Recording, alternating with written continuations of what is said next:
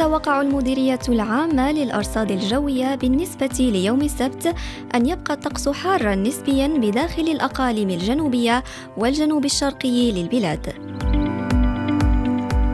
ويحتمل نزول قطرات مطرية بمنطقة طنجة واللوكوس والشمال الغربي، مع تشكل سحب منخفضة في بداية الصباح والليل قرب السواحل المحيطية مع كتل من الضباب.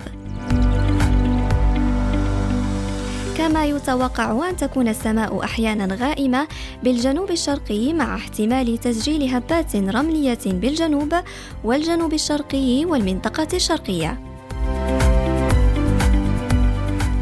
ويتوقع هبوب رياح قوية شيئا ما بالواجهة المتوسطية والسواحل الوسطى والمنطقة الشرقية ومرتفعات الأطلس والمناطق الجنوبية. وستتراوح درجة الحرارة الدنيا ما بين 23 و 29 درجة مئوية بشرق الأقاليم الجنوبية والجنوب الشرقي، وما بين 17 و 23 درجة مئوية بالمنطقة الشرقية والواجهة المتوسطية والسواحل المحيطية وسهول تادلا والرحمنة، فيما ستكون ما بين 13 و 17 درجة بباقي الأرجاء.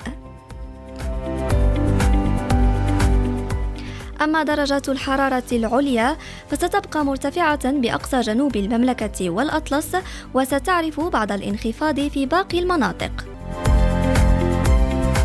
وسيكون البحر قليل الهيجان إلى هائج بالواجهة المتوسطية، وقليل الهيجان بكل من البوغاز وما بين طنجة وآسفي، وقليل الهيجان إلى هائج بباقي السواحل. كانت هذه مستمعينا أبرز توقعات أحوال الطقس لهذا اليوم. دمتم بخير.